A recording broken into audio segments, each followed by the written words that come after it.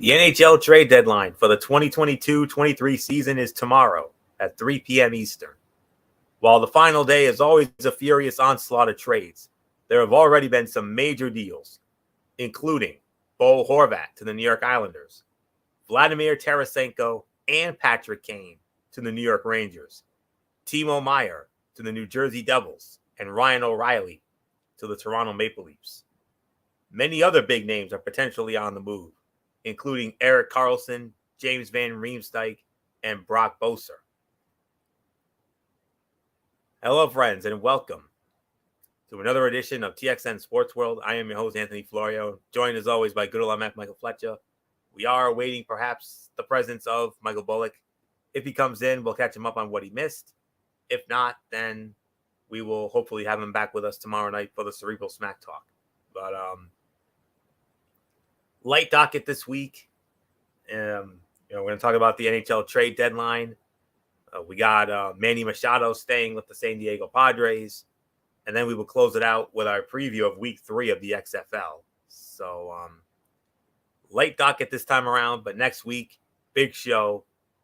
And that's mainly because of our previews of the conference tournaments in college basketball, because next week, as we all know, is championship week, which leads to our big show, our big Selection Sunday special.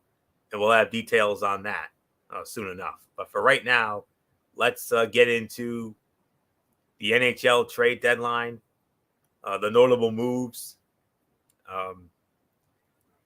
including a big move that went down today. The Vegas Golden Knights getting Jonathan Quick. Yeah, that Jonathan Quick, formerly of the Los Angeles Kings. And now he's going to the Vegas Golden Knights for Michael Hutchinson, not to be confused with the late lead singer of INXS. So we're talking about another Michael Hutchinson. And a 2025 7th-round pick, by the way. Of course, other notable trades today. The Arizona Coyotes getting Jakub Voracek and a 2023 6th-rounder. Columbus getting John Gillies. And the Boston Bruins, who made history tonight by becoming the first team or the fastest team to reach 100 points in an NHL season. They got Tyler Bertuzzi. And the Detroit Red Wings in return got a 2024 first-round pick and a 2025 4th-round pick. So those were the big notable moves of today. Just to update here, the Colorado Avalanche getting Lars Zeller from the Washington Capitals. Capitals got a 2025 2nd-round pick in return. That was yesterday, and a lot of notable trades here. But you heard the notable trades that I mentioned. Let's break down the specifics here. The real big move was Bo Horvat, who was traded from the Vancouver Canucks to the New York Islanders. That was back on January 30th. Vancouver in return got Anthony Beauvillier, Aatu Ratti, and a 2023 1st-round pick. And then it was on February 9th when the New York Rangers made the first of their 2 big moves, acquiring Vladimir Tarasenko and Nico Mikola from the St. Louis Blues. St. Louis in return got Sammy Blais, Hunter Skinner, a 2023 1st-round pick, a 2024 4th-round pick. February 17th, the Toronto Maple Leafs acquired Ryan O'Reilly, Noel Acciari, and Josh Pillar. This was a three-team trade. The St. Louis Blues got Mikhail Abramov, Adam Gaudette, a 2023 1st-round pick from Toronto, a 2023 3rd-round pick from Ottawa, and a 2024 2nd-round pick from Toronto. And the Minnesota Wild received the 2025 4th-round pick from the Toronto Maple Leafs. And then from there, about a week ago, the Boston Bruins, they got Dmitry Orlov and Garnett Hathaway from the Washington Capitals for Washington got Craig Smith, a 2023 1st-round pick, a 2024 3rd-round pick, and a 2025 2nd-round pick. And Minnesota got a 2023 5th-round pick from Boston in return for that. Winnipeg Jets getting Nino Niederreiter from the Nashville Predators. Nashville got a 2024 second-round pick in return for that. But, of course, this might have been the biggest of them all. Well, before we get into that, New Jersey and San Jose had a trade. Timo Meyer, Scott Harrington, Santeri Hitaka, Tamir Ibrahimov, and Zach Hammond, along with a 2024 fourth-round pick from Colorado, to the New Jersey Devils. San Jose received a 2023 first-round pick conditional, a 2024 second-round pick, 2024 seventh-round pick, Fabian Zetterlund, Andreas Johnson, Shakir Mook, Mohamed Dulan, and Nikita Okhotiuk. But the big one, though, this was the big one right here. The New York Rangers acquiring Patrick Kane from the Chicago Blackhawks along with defenseman Cooper Zek. Chicago in return got Andy Welinski, Vili Sarijarvi, 2023 second-round pick conditional, 2023 fourth-round pick, and the Arizona Coyotes were also involved in this deal, and they got a 2025 third-round pick from the New York Rangers. Marcus Johansson going to the Minnesota Wild. Washington in return getting a 2024 third-round pick. And yeah, so those have been the big moves that have gone down so far for the trade deadline, and a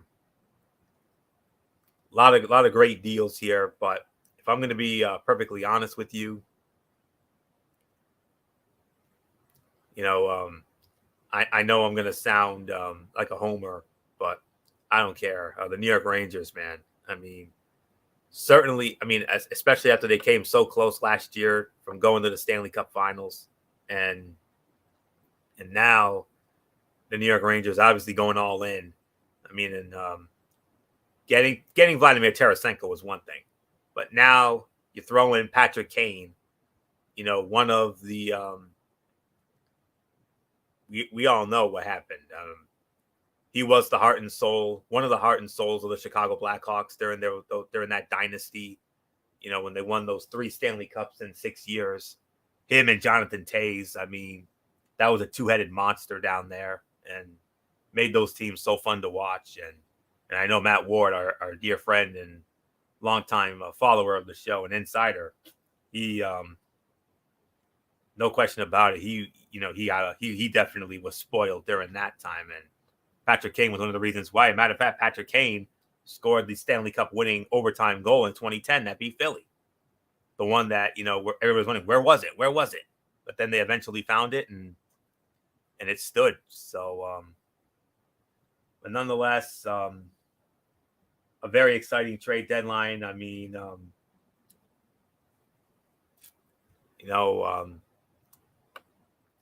I'm definitely excited about the Rangers there. Tarasenko made an immediate impact when he made his Ranger debut. Patrick Kane, unfortunately, did not. He only had 4 shots on goal tonight. And the New York Rangers lost at home to the Ottawa Senators. Tough luck loss there. That was a gut-wrenching loss. But, it is what it is. But we'll see what happens. But Timo Meyer going to New Jersey. That's a big move for them. I also like the Orlov and Hathaway to Boston. Boston is red hot right now, 100 points, fastest team to ever reach that in a season. Only took them 61 games to do it. Just amazing. Ryan O'Reilly to Toronto. Great. He's not only a great enforcer, but he's also, a big time clutch goal scorer. You remember he, I believe he was the hero that got the Vegas Golden Knights to the finals in 2018 when they knocked off Winnipeg in that compelling conference final that MF and I wanted, and we had a lot of fun with that. And then of course Tarasenko going to the Rangers as well with Patrick Kane. There's obviously some bugs that need to be worked out, but hey, we're happy to have them, and I'm hopeful that come playoff time, these guys will be difference makers, and perhaps those could be the 2 missing pieces that could perhaps get the New York Rangers not only to the Stanley Cup Finals, but also to the Stanley Cup. But I've got a little bit of some doubt right now. They recently had a 4-game losing streak. They then won 2 in a row, and then that loss tonight to Ottawa. But I think Tarasenko has done, he's done a solid job in New York so far. Scored a goal on his first shot as a Ranger in his first game, and then from there he scored the overtime winner in Philadelphia last night. I know Patrick Kane has not really been the same since those dynasty years in Chicago, but I believe he's going to get going. And if we see that Patrick Kane we saw in Chicago, excuse me, then who knows? We might have a shot at this thing.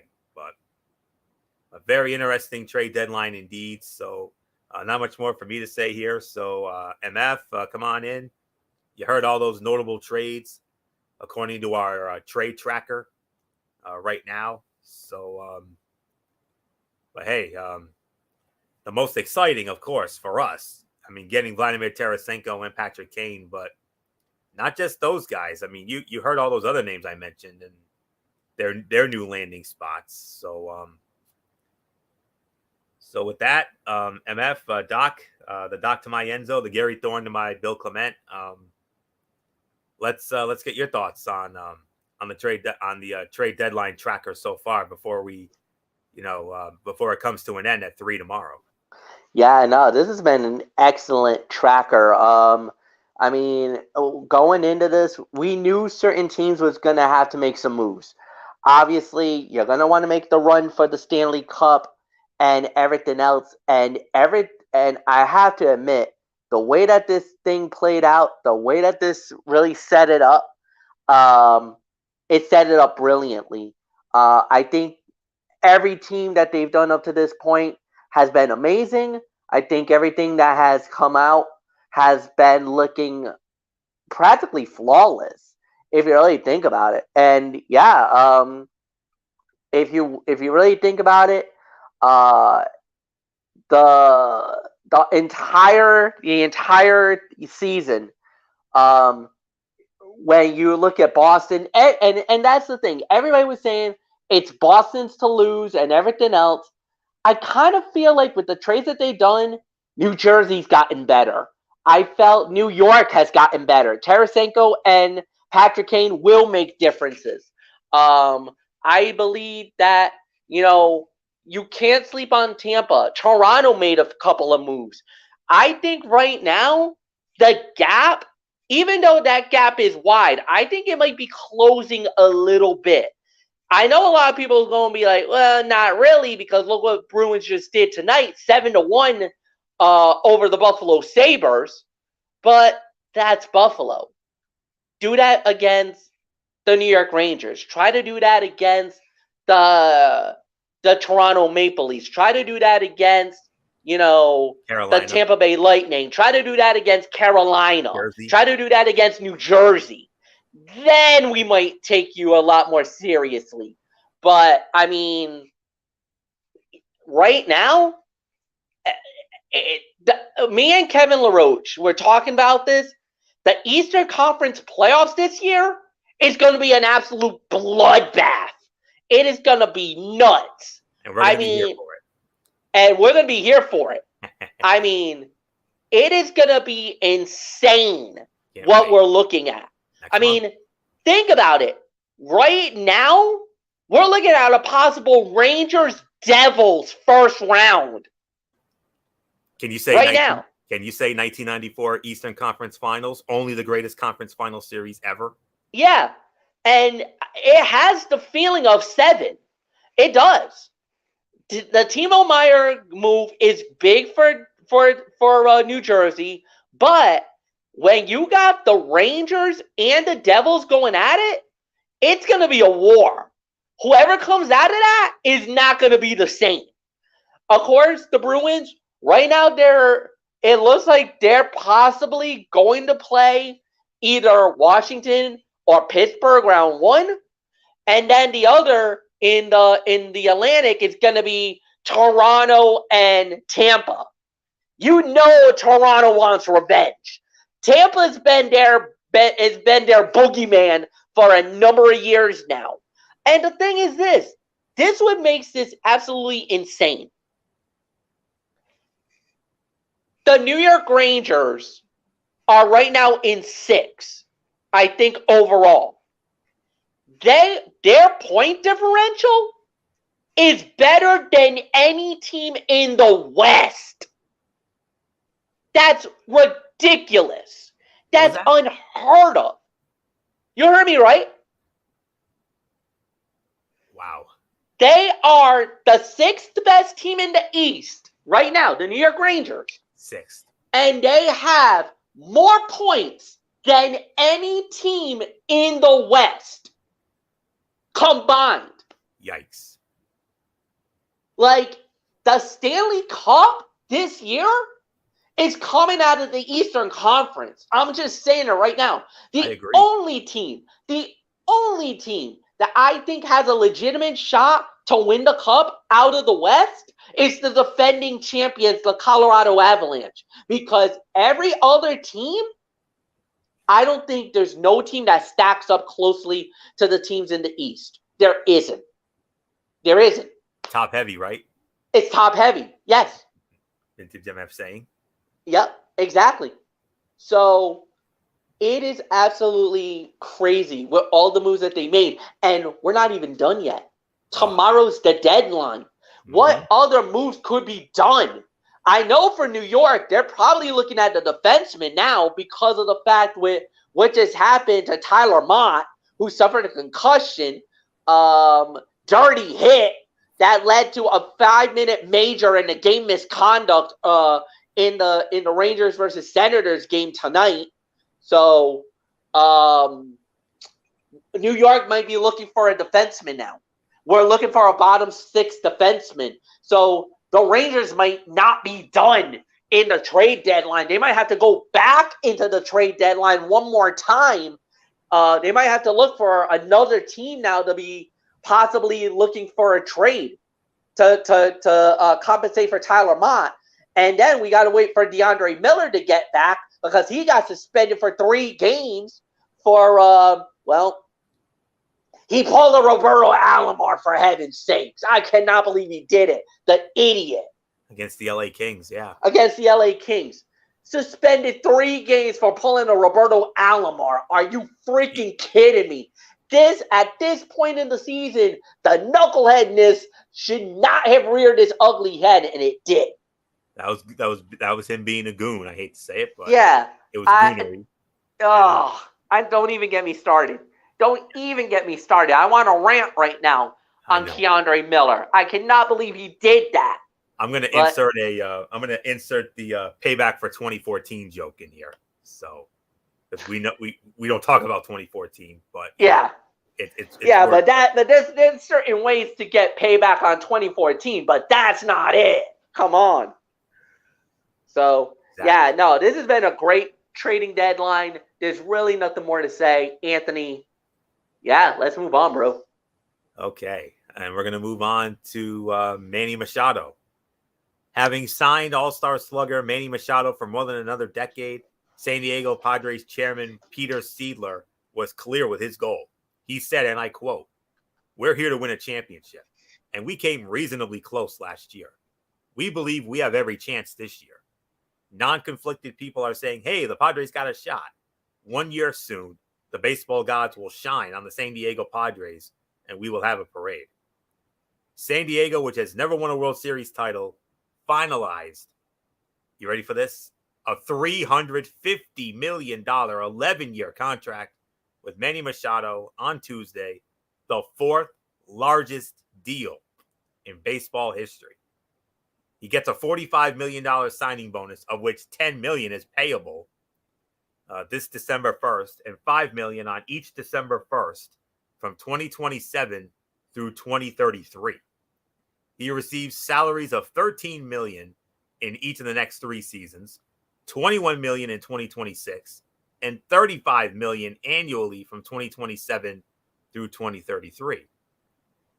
Machado gets a full no-trade provision a hotel suite on road trips, and the right to purchase a luxury suite and 4 premium tickets to all home games. And he also agreed to make a charitable contribution of 1% of his salary each season. Yowza, MF. What do you say to that? It is probably one of the largest contracts I've ever seen in sports. But the thing is, Manny Machado, oh, by the way, who batted 297 last year for the team. I cannot disagree, or I cannot argue that this man does not deserve that money. Ever since he came into the league, he exploded right out of the gate, played an amazing amount of baseball. Yes, there was some injury concerns and everything else, but then when he signed with the Padres, a lot of people were thinking that was a big move, and everything else. And the thing is that he is absolutely banking on himself by doing this trade. By doing this deal, he's banking on himself to think that he can do like what Aaron Judge did last year. Get the numbers up, get to be one of the best players in the world, and to do it, he put himself into a huge position by locking himself up for 11 years. Now he has to produce. Now, yes, he made the trade. Yes, he made the deal. He's made the money. Now he's got to produce and deliver. And the ultimate goal is what the ownership wants. They want the commissioner trophy. They want the World Series. They want to be that team that can say, we're the best in the world. There's not that many teams who have gotten a chance to say that. And for the Padres, they've only been to a World Series once in their history. Actually, no. Twice, right? Or was it once? No, it was once. 1998 was the only time? 1984 or was it? Well. And 1984. Yep, I was right. Twice. Twice, yep, twice. 1984, they beat the Chicago Cubs en route to get into the World Series back when they only had the LCSs. And then 98, they beat the 2 best teams in the National League that year, the Houston Astros. And then knocked out Atlanta. Yeah, it broke your heart. I remember that very vividly. That great Brave team, that franchise, when they set the franchise record, 106 wins, and San Diego put them out in 6. And then, of course, the greatest team of all time, the 98 Yankees. Swept them 4 straight right out. It made it look easy. Yeah. So, at the end of the day, this is a big chance. And remember, last year, they put the Dodgers out. They sent them packing. And so major upset. Beat a Dodger team that won 111 games. Can you imagine that? 111 games. And knocked them right out. Made them look like a minor league team, for goodness sakes. Yes. So the thing is, if you're the Padres, you're thinking, we got all this capital, we got all this opportunity. We have a shot now to make it to ultimately the ultimate destination, the World Series. They did come close. Obviously, heartbroken because they didn't get there. They got knocked out by the Philadelphia Phillies.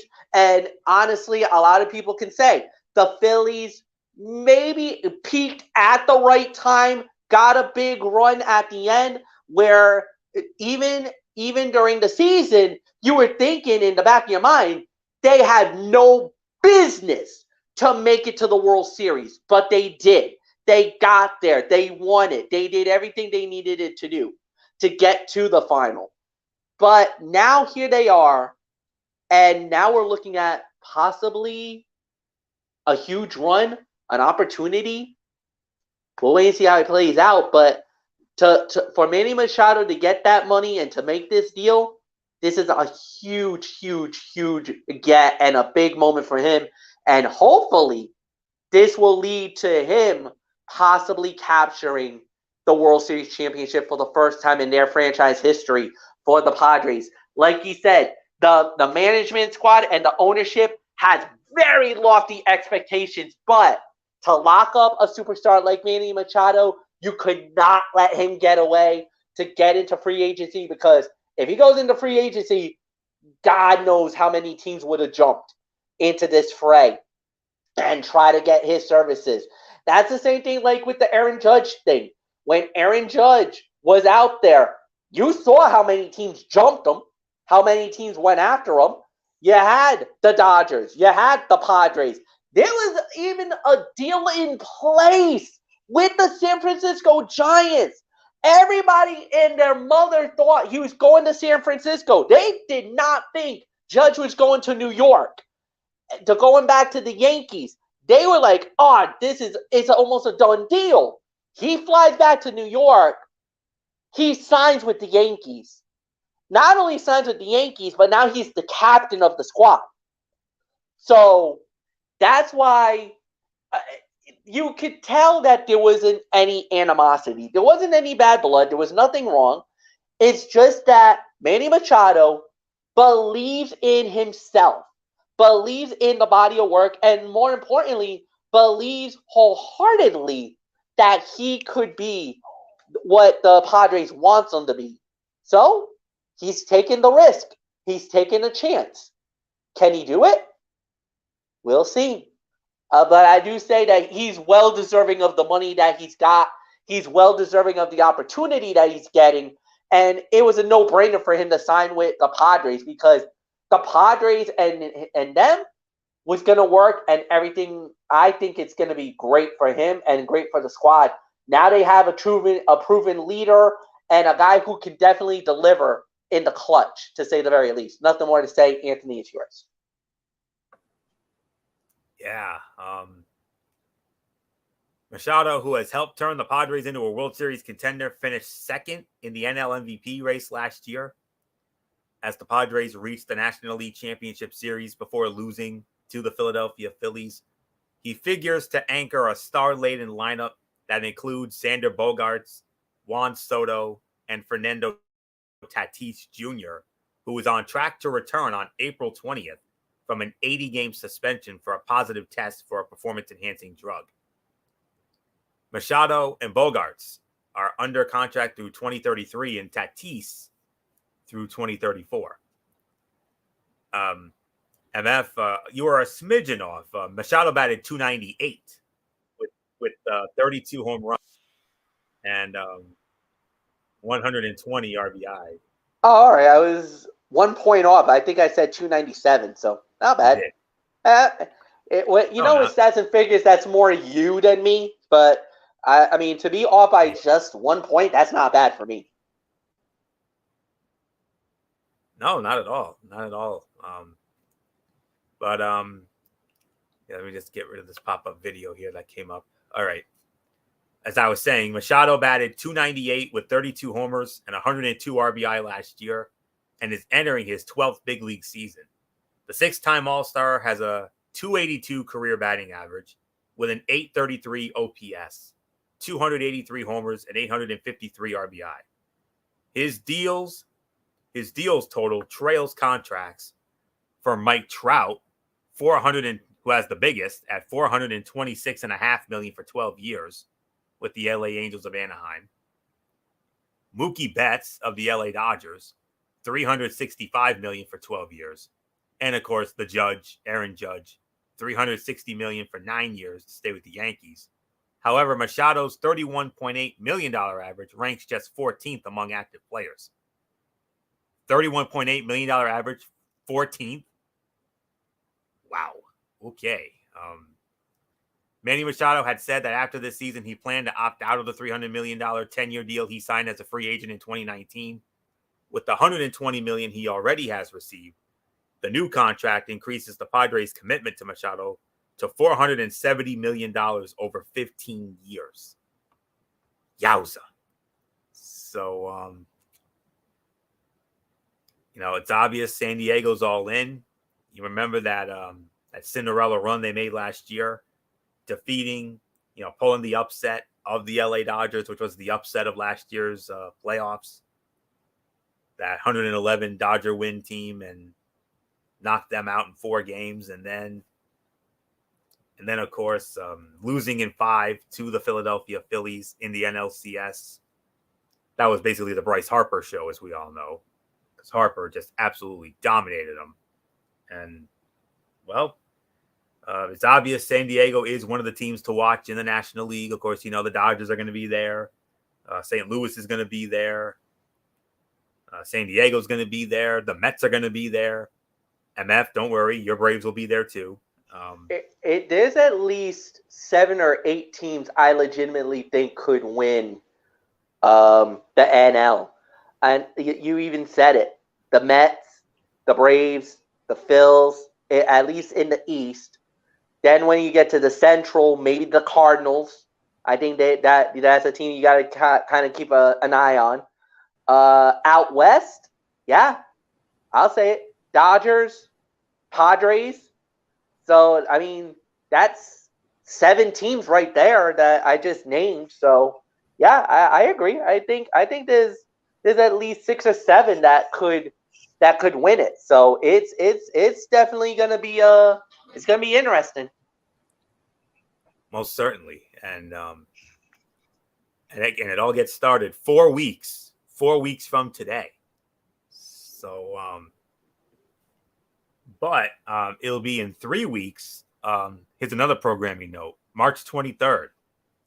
That edition of TXN Sports World, it's gonna be a special TXN Sports World as we will be previewing the 2023 Major League Baseball season, because the week after, we're doing a very special edition of Talking Wrestling TXN that night, because on that night we're going to be previewing NXT Takeover Stand and Deliver, as well as the 2-night WrestleMania 39, because we're taking the next night off so we can enjoy the Hall of Fame induction ceremony. So this is very exciting stuff. This is going to be a great month of March here when it comes to the family of networks, not just here on the Tone 25, but also on MF's channel, Braves Fan 95. I mean, we got some very exciting content coming up for you. It really starts next week with the preview of the conference tournaments in college basketball, and then our big selection show on Selection Sunday, and then of course our baseball preview show on the 23rd in 3 weeks, and then after that, WrestleMania week. Whoa. Get ready for some major coverage during that. So very exciting to think about. Best, as I was saying to MF and Bullock during our special outing this past Sunday, what a time to be alive right now. Seriously. I mean, the NFL may be done, but we got the XFL, you got the USFL, but this is really where business picks up. The NCAA tournament is on the horizon. We're a couple weeks away from that. And then a couple weeks after that, the Major League Baseball season starts. And then, obviously the road to WrestleMania, obviously. And then, of course, from there. And then in April, of course, the Stanley Cup playoffs and the NBA playoffs. I mean, and then the USFL starts after that. So very exciting stuff coming up, to say the very least. So cannot wait to get into all that. But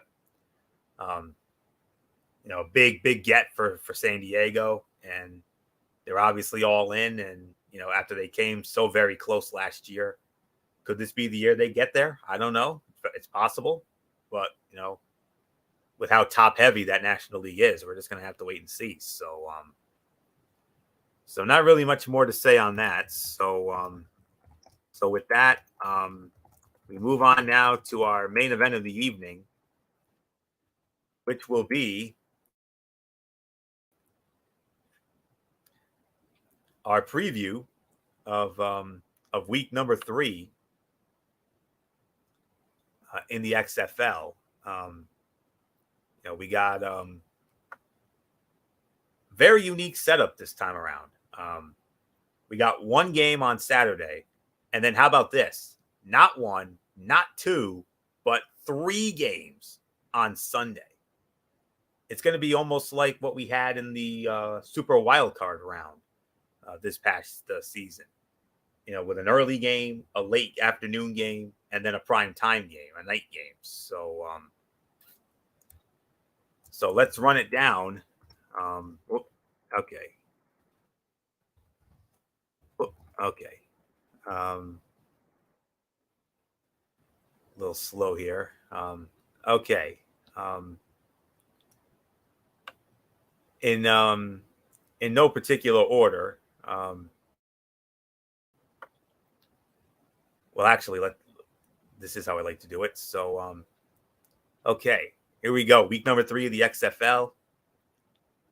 Matchups are as follows. It starts Saturday night, 7 p.m. Eastern on FX and also on ESPN Plus. The Zonk game of the week, if you will. Battle of 0-2 teams. The Seattle Sea Dragons squaring off against the Vegas Vipers.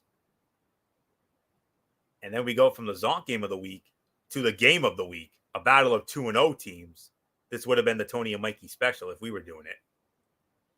The St. Louis Battlehawks and the DC Defenders from Audi Field in Washington, D.C. And then we have also on Sunday, that's a 1 o'clock game on Sunday on FX. And then at 4 o'clock, also on FX on Sunday, it'll be the Orlando Guardians squaring off against the Arlington Renegades. Choctaw Stadium in Arlington, formerly the ballpark in Arlington. And then to close out the week, in prime time, 8 o'clock on ESPN2, it'll be the San Antonio Brahmas squaring off against the Houston Roughnecks. And those are your matchups. So with that, let's let me just look this over one more time, make sure I have the right matchups. Okay. So give me one moment here.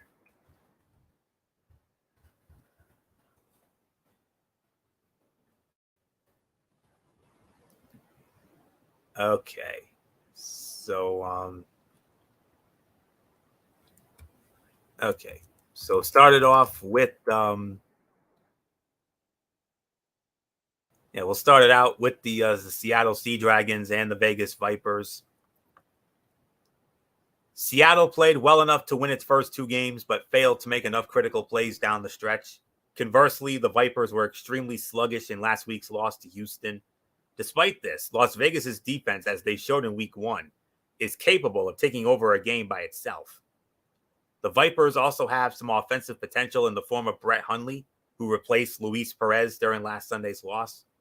Vegas could be primed for an upset, but until its offense shows it can move the ball consistently, I'm not really going to give the Vipers the benefit of the doubt. So I'm going with the Seattle Sea Dragons to win this game. So MF, your thoughts on the Zonk game of the de facto Zonk game of the week, if you will, in the XFL Week 3. Seattle and Vegas, both teams 0-2. Who's gonna walk out with their first win? Is it gonna be Seattle or is it gonna be DC or is it gonna be Vegas rather? Yeah, this is gonna be this is very interesting how this game's been playing out. I kind of feel like Seattle, they came very close the first time out, got a heartbreaking loss towards the end. To be honest, I think it's gonna be Seattle. So I'm gonna give the Seattle. I think Seattle's gonna get their first win of the season. So there's really nothing more to add. Anthony, next game. Okay. I forgot to mention, just had to okay, all right, I see it now. Okay. It's a little holding up here. By the way, if I were to put a score on this game, I would have gone. I got Seattle winning. I got them winning 15-10. So yeah. Have you been noticing? XFL defensive have played a lot better normally than the NFL. And normally NFL's high scoring game, XFL more low scoring, like nothing really high, not high scoring affairs, which is actually fun because when they're that close, that tight, you get exciting finishes. So I think that's the one thing that's been going for the XFL is that we've had a lot of one-score games in a lot of these games already early in the season. Indeed. I believe DC is actually opening up as a 2.5-point favorite in that one. So, but I beg your pardon. Seattle's opening up as a 3-point favorite. Now we go from the Zonk game of the week in the XFL to the game of the week in the XFL. Battle of 2-0 teams. The St. Louis Battlehawks and the DC Defenders. Audi Field in DC. By the way, that's Cashman Field in Vegas, that soccer stadium. I mean, oh my goodness. And that field looked horrible, man. I could not believe they did that. And that weather too. That was bad. Your kind of weather though. Oh yeah. I love it. You love mud holes. The mud. You love rain, you love mud. Whereas, me, I love the cold and the snow. So that's just how I feel about it. But anyways, just trying to get a quick get for a couple of schematics there. Oops, went wrong way. All right, there we go. All right. When it comes to that first game, that game on Saturday night with the Zonk game, Seattle and Vegas, we're going to have Matt Berry with Joey Galloway, Tiffany Blackman, and Eric McLean. They'll be on the call for that one. For the game of the week, St. Louis and DC, 1 o'clock on Sunday to kick off that triple header. John Striffen, Tom Luganville, Stormy Bonatoni, and Harry Douglas. DC opening up as a 2.5-point favorite. Audi Field, so... All right, MF. We go from a Zonk game, the Zonk game of the week, battle of winless teams. Now we got 2 unbeatens. Both teams 2-0. Who's going to suffer the first loss and who's going to go 3-0? Yeah, no, this is going to be tough. This is I got to say, the last time DC played at home and they were at home at Audi Field, man, did they absolutely impress. Like, there was nothing bad that they did. They absolutely just opened up a can and just dominated from beginning to end. Left us saying wow and everything else. I feel like they might be the team of destiny right now. I know it's a little early to predict that, but I just feel like this might be their moment. I'm gonna say it. Audi Field, being at home, I'm gonna say it. Give me the Defenders. I think the Defenders are gonna win this one, and I think they're gonna take this. It's gonna be a tight game, but I think it's gonna be. I'm gonna say 22-15. I think the Defenders will win it. So, Anthony, it's yours. All right, DC. Let me tell you.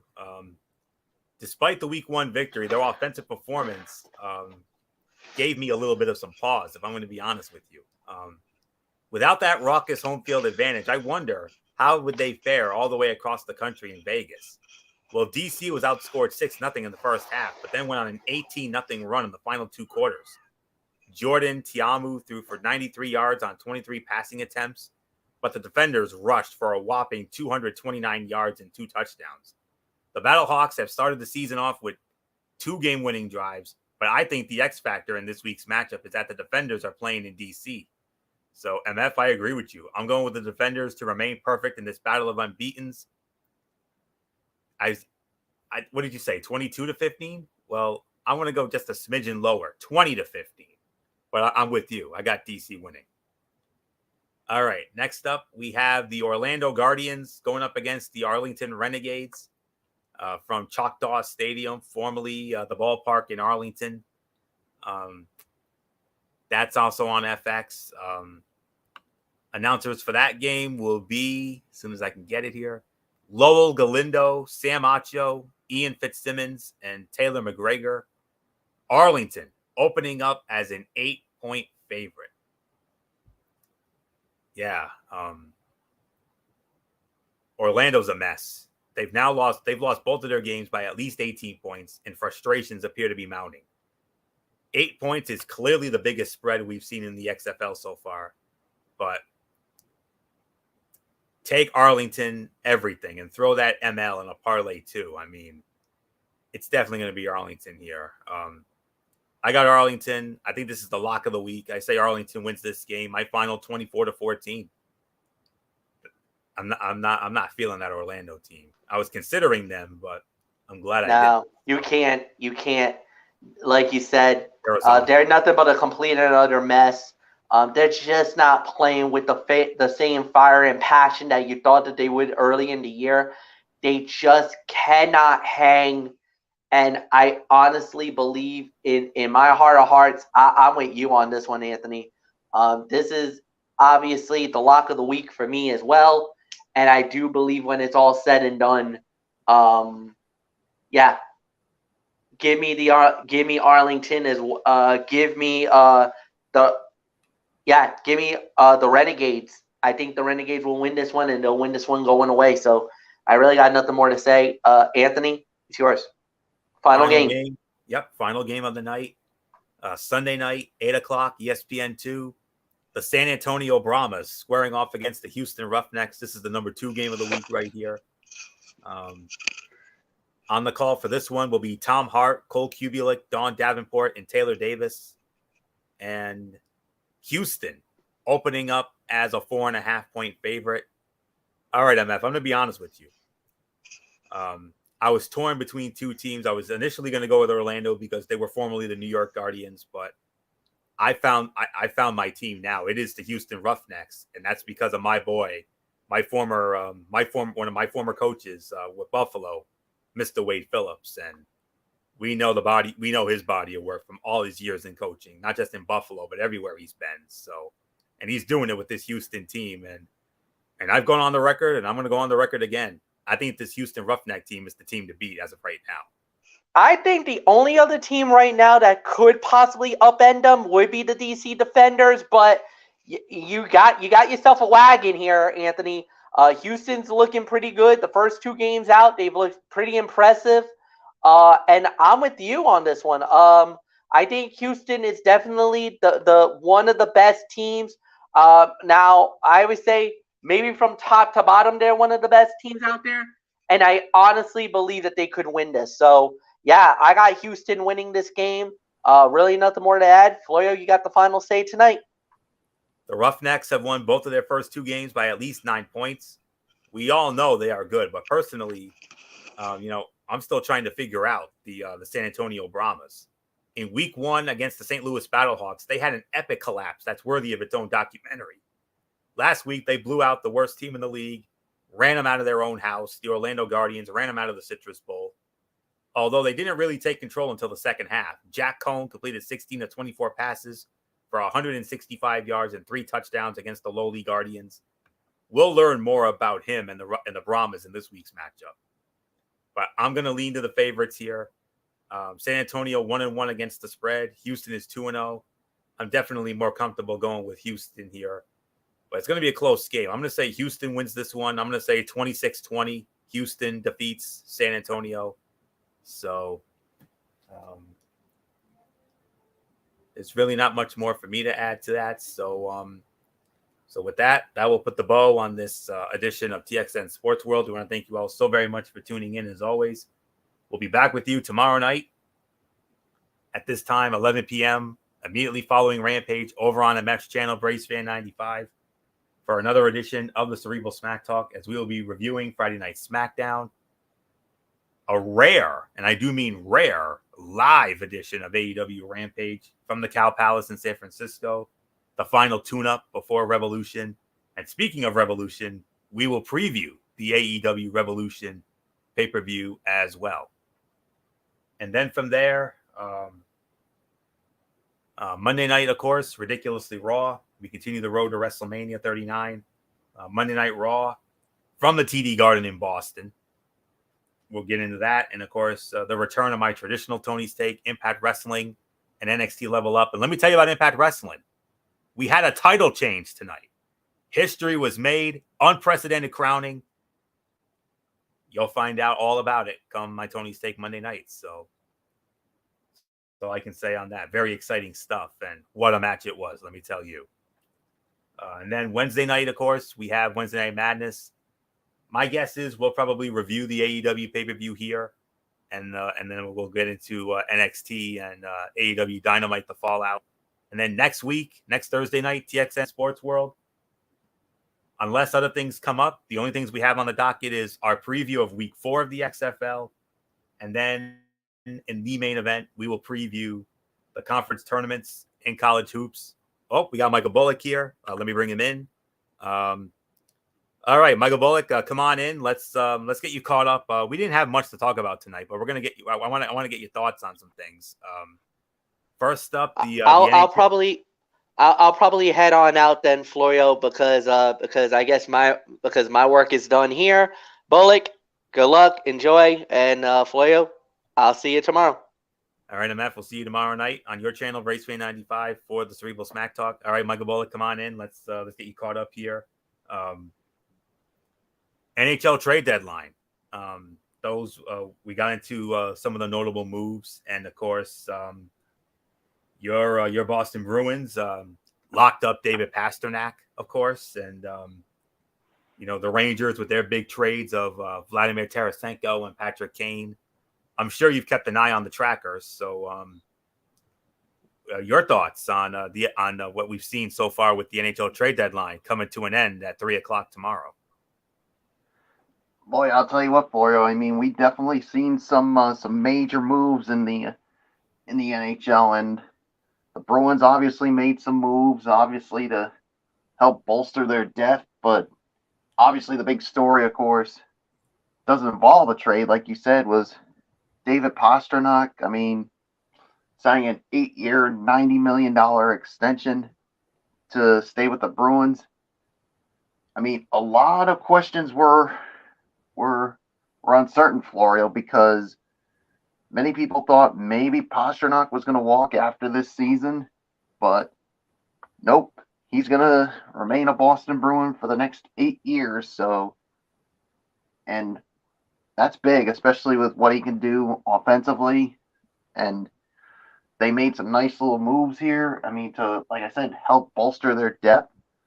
And of course, when it comes to your New York Rangers, Florio, I mean, you got Patrick Kane, and I know that that makes you all excited to have Patrick Kane on your team. I mean, isn't he a 2-time Stanley Cup champion? 3 times, yeah.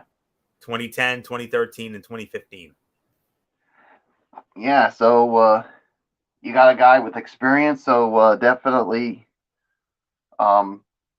could help your team. So yeah, definitely some major moves. Who knows, though? There could be a few more moves heading into the 3:00 trade deadline tomorrow. So I'm interested to see what other moves are going to be made leading up to it. So that's all I got to say on it.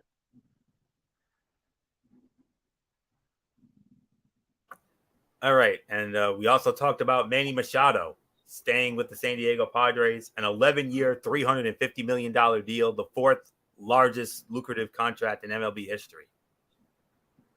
Yeah, I mean, the thing is that, I mean, going into spring training, I mean, Manny Machado, he actually told the San Diego Padres that he was going to be opting out of his contract. And man, we were thinking, yeah, they're going to lose a big time player. I mean, a pretty good player after the upcoming season, but I guess it turns out, I mean, he signed a new deal, and looks like he's going to be with the Padres, I guess, for the remainder of his career. And I think this is obviously a big year for the Padres, because I mean, they just got Xander Bogaerts, and they made some other moves. I mean, of course, they're coming off of their NLCS appearance, so I think what it is, Florio, I think they're basically going for it this year. I mean, they want to try to compete and try to get to a World Series, because last time they were in the World Series was in 1998. And of course, we all know they got swept by the New York Yankees, the historic '98 New York Yankees, probably the greatest team of all time. I mean, Amen to that. Yeah, so I think this is a make or break year for the Padres, and maybe this contract will definitely assures the team that they're going for it this year. So we'll see what happens. And then from there, we previewed week number 3 of the XFL. I already ran down all the schematics and everything else, so let me set the table here for you. We have one game on Saturday night, and then a triple header on Sunday. So very interesting. The Saturday night game, it's you know how MF and I always like to go by the records, if you will. This is the Zonk game of the week right here. Battle of winless teams, both teams at 0-2. The Seattle Sea Dragons and the Vegas Vipers on Saturday night. Yeah, who did you guys go with? Seattle. Yeah, I'm going with Seattle as well. And then the game of the week, battle of 2-0 undefeated teams, the St. Louis Battlehawks and the DC Defenders, Sunday afternoon, 1:00. Yeah, that should be a good one there, but I don't know, but I'm going with St. Louis to win this one. All right. And then Sunday at 4:00, the Orlando Guardians against the Arlington Renegades. Yeah, I'm going with the Orlando Guardians to win this one. Okay, and then the final game of the week, the San Antonio Brahmas against the Houston Roughnecks. Yeah, I got San Antonio winning this one. Okay, so with that, now that will put the bow on this edition of TXN Sports World. We want to thank you all so very much for tuning in. We'll be back with you, like I said, tomorrow night over on MF's channel, Brace Fan 95, 11 p.m. immediately following AEW Rampage. We got a big time edition of the Cerebral Smack Talk, as we'll be reviewing Friday Night SmackDown, as well as AEW Rampage, a rare live edition of AEW Rampage, the final tune-up for Revolution, and then we will also preview the AEW Revolution pay-per-view tomorrow night. And then Monday night, of course, Ridiculously Raw, right back here on the Tone 25. We review the big Monday Night Raw from the TD Garden in Boston.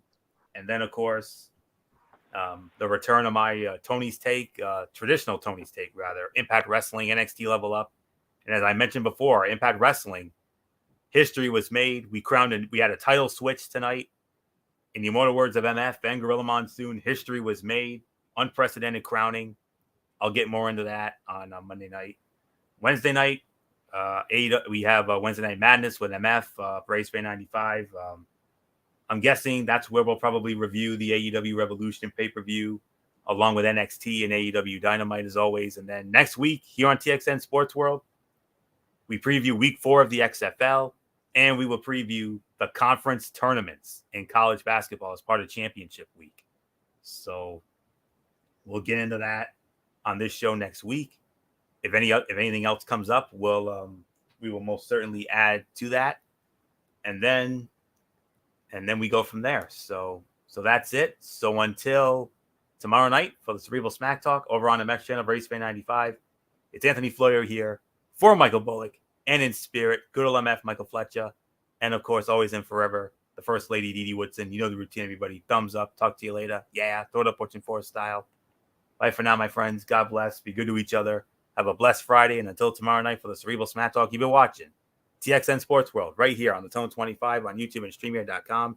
For everybody who's been a part of this one, for now, Anthony Florio, so long, and bye, everybody, bye.